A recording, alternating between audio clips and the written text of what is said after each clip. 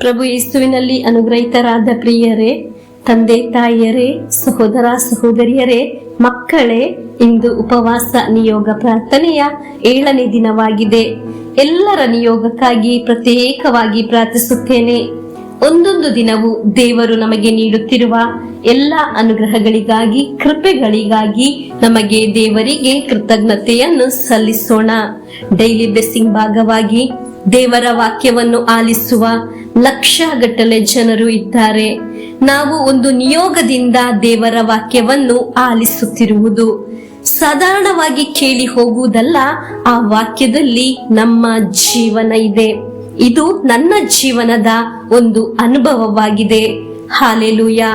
ದೇವರು ಸತ್ಯವಂತರಾಗಿ ಬದುಕುವುದರಿಂದ ದೇವರು ಅದಕ್ಕೆ ಬೆಲೆಯನ್ನು ನೀಡುತ್ತಾರೆ.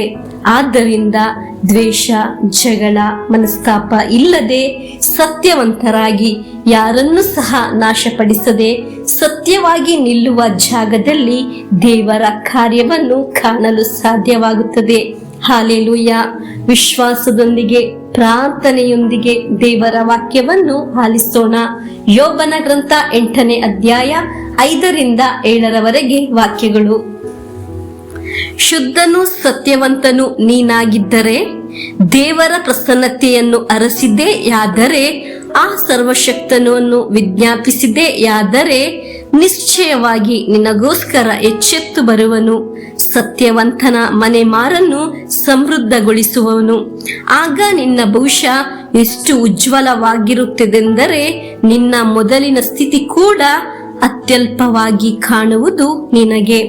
ಪ್ರಿಯರೇ, ಸತ್ಯವಾಗಿ ನಾವು ನಿಂತಿದ್ದೆಯಾದರೆ ನಿಶ್ಚಯವಾಗಿ ದೇವರು ಎಚ್ಚೆತ್ತು ಬರುತ್ತಾರೆ.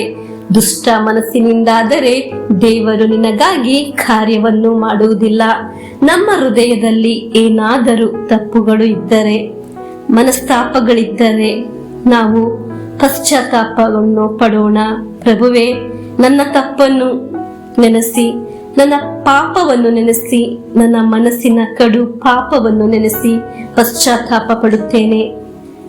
ಮನಸ್ಸಿನಿಂದ ಆ ಪಾಪಗಳನ್ನು ಬಿಟ್ಟು ಬಿಡುತ್ತೇನೆ. ಕರುಣೆಯಾಗಿರಿ ಸ್ವಾಮಿ, ನಮ್ಮ ಪಾಪಗಳನ್ನು ಕ್ಷಮಿಸಿರಿ ಸ್ವಾಮಿ. ನಾನು ನಿರ್ಮಲನು, ನೀತಿವಂತನು ಆಗುವ ತರ ನನ್ನ ಕುಟುಂಬವನ್ನು ನಿಮಗೆ ನಾನು ಸಮರ್ಪಿಸಿಕೊಡುತ್ತೇನೆ. ದೇವರೇ, ನನ್ನ ಮೇಲೆ ಕರುಣೆಯಾಗಿರಿ. ಪ್ರಿಯರೇ, ದೇವರು ನಿನಗಾಗಿ ಎಚ್ಚೆತ್ತು ಬರುತ್ತಾರೆ. ಡೈಲಿ ಬ್ಲೆಸ್ಸಿಂಗ್ ಭಾಗವಾಗಿ ದೇವರ ವಾಕ್ಯವನ್ನು ಆಲಿಸಿ ಪ್ರಾರ್ಥಿಸುವಾಗ ನಮಗೆ ಬೇಕಾದ ಎಲ್ಲ ಕೃಪಾ ವರದಾನಗಳು ದೇವರು ನೀಡುತ್ತಾರೆ. ಹಾಲೆಲೂಯ.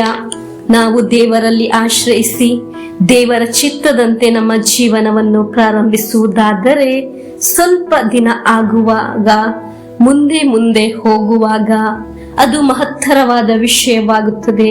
ಪ್ರಾರಂಭದಲ್ಲಿ ಕಷ್ಟವಾದರೂ ಕೊನೆಗೆ ಅದು ಅದ್ಭುತವಾಗುತ್ತದೆ. ಕಾರಣ ನಾವು ನೀತಿ ನಿಷ್ಠೆಯಿಂದ ನಾವು ಜೀವಿಸಿದ್ದೇ ಆದರೆ ದೇವರು ನಿನಗಾಗಿ ಎಚ್ಚೆತ್ತುಕೊಳ್ಳುತ್ತಾರೆ. ಹಾಲೆಲೂಯ. ಈಗ ಆಲಿಸಿದ ವಾಕ್ಯ ಈ ದಿನ ಅನೇಕ ಬಾರಿ ಧ್ಯಾನಿಸೋಣ. ಈ ವಾಕ್ಯದೊಂದಿಗೆ ನನಗೆ ಒಂದು ಅದ್ಭುತ ಇದೆ ಎಂದು ವಿಶ್ವಾಸಿಸೋಣ. ನಮ್ಮ ಈ ಅನುಗ್ರಹ ಧ್ಯಾನ ಮಂದಿರದಲ್ಲಿ ಒಂದೊಂದು ಶುಶ್ರೂಷೆಗಳು ಕೇವಲ ಧ್ಯಾನ ಮಂದಿರದ ಶುಶ್ರೂಷೆಯಲ್ಲ, ಅದು ಸತ್ಯದಲ್ಲಿ, ಆತ್ಮದಲ್ಲಿ ಆರಾಧಿಸುವ ಸ್ಥಳವಾಗಿದೆ. ಈ ಸ್ಥಳದಲ್ಲಿ ಬಂದು ಪ್ರಾರ್ಥಿಸುವಾಗ ದೇವರು ಎಚ್ಚೆತ್ತುಕೊಳ್ಳುವ ಅನೇಕ ಅನುಗ್ರಹಗಳನ್ನು ನಾವು ಕಾಣುತ್ತಿದ್ದೇವೆ, ಕೇಳುತ್ತಿದ್ದೇವೆ. ದೇವರ ಶಕ್ತವಾದ ಸಾನ್ನಿಧ್ಯ ನೆಲೆ ನಿಂತಿದೆ. ಹಾಲೆಲೂಯ. ಪ್ರಾರಂಭದಲ್ಲಿ ಇದು ಚಿಕ್ಕದು ಆಗಿದ್ದರೂ ಮುಂದೆ ಇರುವ ಎಲ್ಲಾ ಕಾರ್ಯಗಳು ಅತಿ ಮಹತ್ವವಾಗಿರುತ್ತದೆ. ಇಂದು ನಿಮ್ಮ ಎಲ್ಲ ಕಾರ್ಯಗಳು ದೇವರಿಗೆ ಸಮರ್ಪಿಸಿ ಈ ವಾಕ್ಯದ ಅನುಗ್ರಹವನ್ನು ಪ್ರಾರ್ಥಿಸಿ ನಮಗೆ ನಿಯೋಗ ಪ್ರಾರ್ಥನೆಯನ್ನು ಹೇಳೋಣ. ನಜರೇತಿನ ನನ್ನ ಯೇಸುವೆ, ಈ ಉಪವಾಸ ನಿಯೋಗ ಪ್ರಾರ್ಥನೆಯಲ್ಲಿ ನಾನು ಸಮರ್ಪಿಸಿದ ಈ 3 ನಿಯೋಗವನ್ನು ನೀವು ಸ್ವೀಕರಿಸಿರಿ. ಅದರ ಮೇಲೆ ಇರುವ ಸಕಲ ಬಂಧನಗಳನ್ನು, ಅಡೆತಡೆಗಳನ್ನು ಪೂರ್ಣವಾಗಿ ತೆಗೆದುಹಾಕಿ ನನಗೆ ಅದನ್ನು ಸಾಧಿಸಿಕೊಟ್ಟು ನನ್ನನ್ನು, ನನ್ನ ಕುಟುಂಬವನ್ನು ಅನುಗ್ರಹಿಸಿರಿ. ಆಮೇನ್. ಪ್ರಿಯರೇ, ಈ ವಾಕ್ಯಗಳನ್ನು ನಿಮ್ಮಿಂದ ಅನೇಕರಿಗೆ ತಲುಪುವಾಗೆ ಶೇರ್ ಮಾಡಿರಿ. ಅವರೊಂದಿಗೆ ಪ್ರಾರ್ಥಿಸಿರಿ. ನಿಮ್ಮೆಲ್ಲರಿಗಾಗಿ ಪ್ರಾರ್ಥಿಸುತ್ತೇನೆ. ಪ್ರಭುವಿನ ಆಶೀರ್ವಾದವನ್ನು ಸ್ವೀಕರಿಸೋಣ. ನಮ್ಮ ಪ್ರಭು ಯೇಸುಕ್ರಿಸ್ತರ ವರಪ್ರಸಾದವು, ದೇವರ ಪ್ರೀತಿಯು, ಪವಿತ್ರಾತ್ಮರ ಅನ್ಯೋನ್ಯತೆಯು ನಮ್ಮೊಡನೆ ಇರಲಿ. ರೋಗಗಳಿಂದ, ಅಪಘಾತದಿಂದ, ದುರ್ಮರಣದಿಂದ, ಅಗಾಲಿದ ಮರಣದಿಂದ, ಅಸೂಯೆಯಿಂದ, ಮೋಸೆ ವಂದನೆಯಿಂದೆല്ലാം ದೇವರು ನಮ್ಮನ್ನು ಸಂರಕ್ಷಿಸಲಿ. Hallelujah, amen.